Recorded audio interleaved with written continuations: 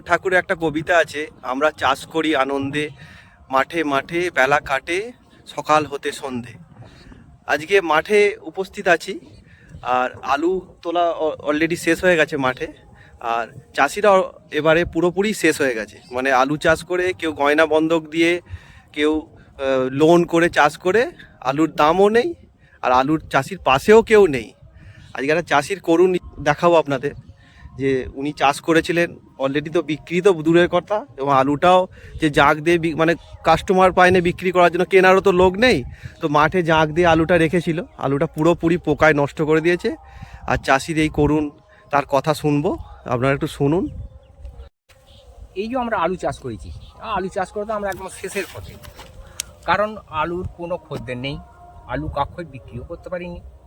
এবার আলু জাঁক দিয়ে রেখে দিয়েছি। জাঁক দিয়ে কদিন রাখবো? জাঁক দিয়ে রাখার মতো রাখতে গেলে খড় দিয়ে রাখা দরকার, খড় অত আমাদের নেই। আলু গাছ চাপা দিয়ে রেখেছি, তাতে ওষুধ দিয়ে আছে।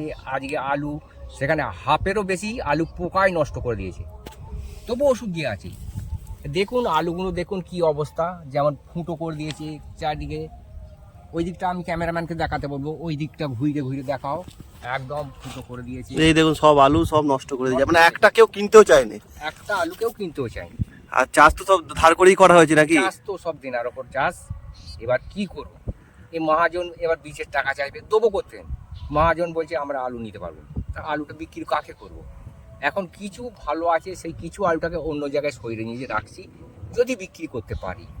তারপরে স্টোরে এমন একটা ব্যাপার, স্টোরে আমরা বন্ড পাচ্ছি না ঢোকানোর জন্য। এখন বড় বড় ব্যবসাদার কাছে বন্ড চলে গেছে, ব্যবসাদার বলছে মানে আধার কার্ড নিয়ে আসুন, প্যান কার্ড নিয়ে আসুন, এটা নিয়ে আসুন, সেটা নিয়ে আসুন। সেটা আমাদের পক্ষে এখন সম্ভব নয়, শেষ হয়ে গেছে এইখানেই অবধি আমাদের। মানে আর চাষ করতে সেই পুঁজি আর নেই, না না না, আর চাষিদের পাশেও কেউ নেই, চাষেও কেউ নেই। কাউকে যে বলছি সাহায্য পাওয়া গেছে, কোনো কোথাও সাহায্য পাবো? কেউ সাহায্য করবে না, কিনতেও চায়নি, কিনতেও চাই না। আরে তো শেষ অবস্থা। শেষ অবস্থা। তাহলে চাষিদের ওই কেন সুসাইড করবে না, তাই তো? চাষিরা এখন তো গলায় দড়ি দিতে বাধ্য, কারণ জিনিস বন্ধক আছে মানুষের।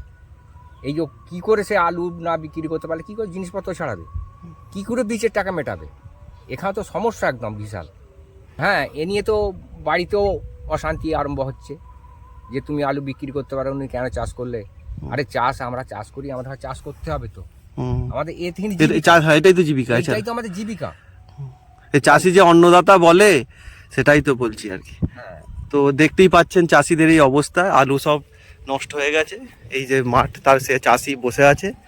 এই ভিডিওটা চারিদিকে ছড়িয়ে দিন, চাষিদের যে করুণ কষ্ট মানুষ বুঝুক। যা চাষিরা প্রচুর পয়সা পাইলে, অনেকে বলে না চাষিদের প্রচুর পয়সা, চাষিদের আজ এই অবস্থা, এইটা মানুষের মধ্যে ছড়িয়ে দিন। চাষিদের করুণ এই কষ্টটা মানুষের মধ্যে ছড়িয়ে দিন।